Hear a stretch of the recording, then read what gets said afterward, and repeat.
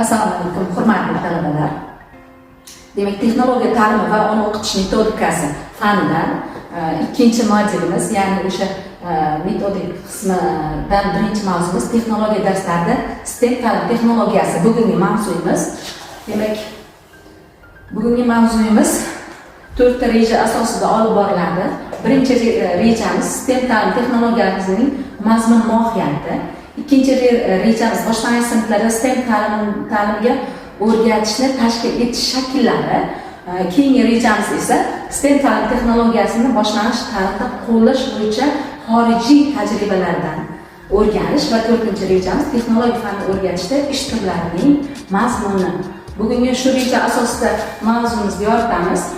Demak, o'sha prezidentimiz O'zbekiston Respublikasi Prezidentining 2018 yil 5-sentyabrda o'sha xalq ta'lim tizimini rivojlantirish, boshqaruvning yangi tamoyillarini joriy etish chora-tadbirlari to'g'risidagi qarorlarida 39-31 sonli qarorlarida demak o'sha ta'lim sifatini, ta'lim tizimini, xalq ta'lim tizimini isloh qilish haqida chora-tadbirlarni ishlab chiqqan. Bunda aynan oladigan bo'lsak, o'sha 11-bandida umumiy o'rta ta'limning yangi davlat ta'lim standartlari va o'quv dasturlarini takomillashtirish va shu bilan birga STEM texnologiyasi, muhandislik STEM ta'limini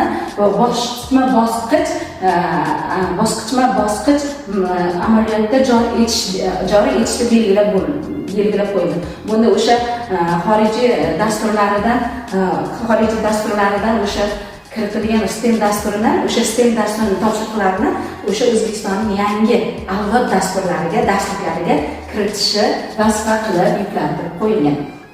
Xo'p, STEM ta'limining mazmuni. STEM ta'limining mazmuni va mohiyati, STEM ta'lim texnologiyasi maktab o'quvchilarini yangicha o'qitish metodikasi bo'lib, an'anaviy o'qitish metodikasining farqli metodika hisoblanadi.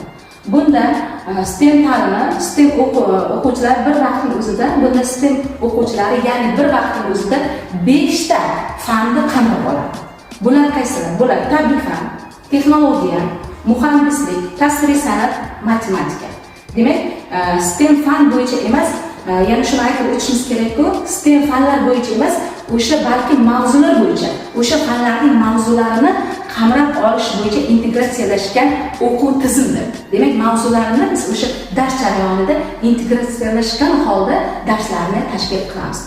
Xabaringiz bor, o'sha integratsiyalashgan darslarning bir vaqtda o'zida o'sha bitta fanimizda 2 ta fandan to 5 ta fanning mavzularigacha bo'lgan integratsion darslarni nima qilib olishimiz mumkin? Qamrab olishimiz mumkin ekan.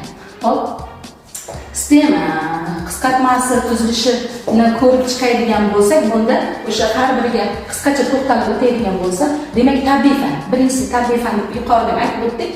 Bunda tabiiy fanlar jamlanmasi, tabiat haqidagi fanlarning to'plami, tashqi dunyo bilan bog'liq hodisalarini amaliy jarayonda ko'rishni o'z ichiga oladi va keyingisi texnologiya. Texnologiya innovatsion o'zgarish yoki qondirish uchun tabiiy muhitni o'zgartirishni o'z ichiga oladi. Zamonaviy texnologiyalarning aksariyati tabiiy fan va muhandislik